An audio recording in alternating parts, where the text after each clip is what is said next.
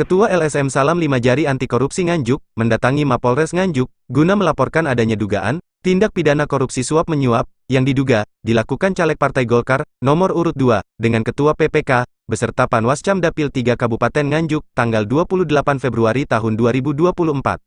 Hal ini disampaikan, Yulia Margareta, selaku Ketua Salam Lima Jari, SLJ, Anti Korupsi Nganjuk, usai menyerahkan surat laporan di Polres Nganjuk. Dirinya menyampaikan, kedatangannya ke Polres Nganjuk, guna melaporkan dugaan yang dianggap masuk ke ranah korupsi, tentang perkara yang sempat viral kemarin, yaitu tentang adanya penggelembungan suara di Dapil 3, itu kita laporkan supaya ia bisa masuk ke ranah dugaan suap menyuap, jelasnya.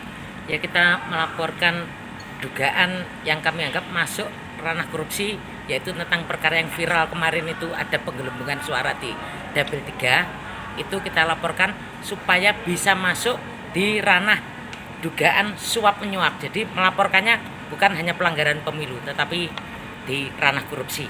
Yang dilaporkan siapa saja ini? Ya, yang dilaporkan otomatis yang mereka sudah mengakui kemarin, yaitu oknum Ketua PPK yang bernama Muhammad Alwi Baroya dan juga Panwascam Muhammad Muksin, dan otomatis calegnya. Jadi caleg dari Partai Golkar nomor urut 2 yaitu Nisa Aprilia. Alat bukti yang melengkapi laporan ini apa, Mbak? Ya, alat bukti yang kemarin kan memang sudah jelas, sudah ada pengakuan, sudah ada dari pengakuan dari si pelaku. Itu merupakan salah satu alat bukti, dan juga ternyata saya melihat, tahu sendiri di situ ada saksi pelapor dari saksi partai-partai lain. Seperti itu. Sehingga itu saya juga tidak memastikan, karena perlu diketahui bahwa ranah suap menyuap itu tidak harus selalu terkait dengan uang, seperti itu. Jadi sudah saya jelaskan di surat itu, ini suap menyuap itu adalah terkaitnya adalah si orang yang melakukan tadi, salah satunya yaitu pihak penyelenggara, itu mereka dibayar oleh uang negara.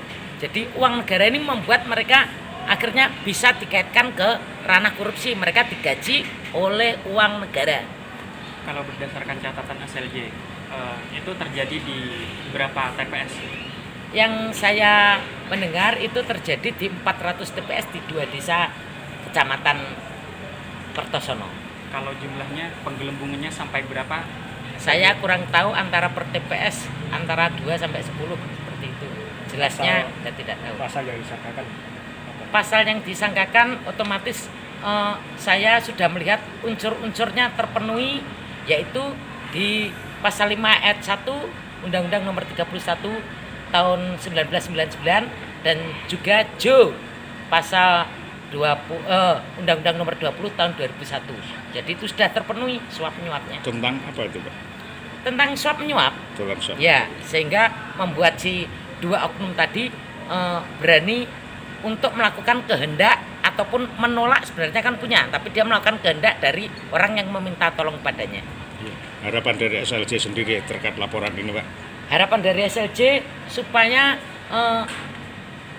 keinginan, komitmen anti korupsi yang selalu digaungkan di mana-mana di Nganjuk, sampai ada acara ulang tahun hari anti korupsi segala macam itu dirayakan, itu bukan hanya di mulut saja, sehingga kasus yang biasanya pelanggaran pemilu hanya berhenti di situ saja, hanya sekedar sebagai pelanggaran pemilu yang akhirnya sanksinya tidak jelas, itu menjadi jelas, sehingga menakutkan, menjadi efek jerah bagi yang lain, sehingga anti korupsi akhirnya kalau semuanya tahu di situ ada sanksi yang berat bahwa itu bisa masuk di dalam ranah korupsi, maka saya yakin bahwa nanti akan ada perubahan, yaitu di Nganjuk akan ada cita-cita bebas korupsi.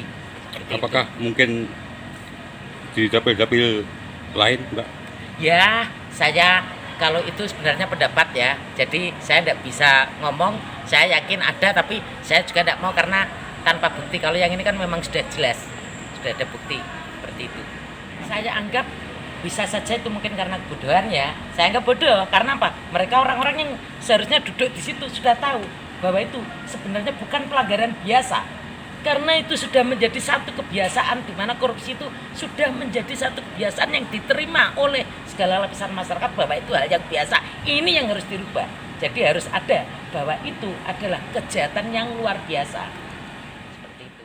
Santoso, dari Nganjuk, Jendela Desa melaporkan.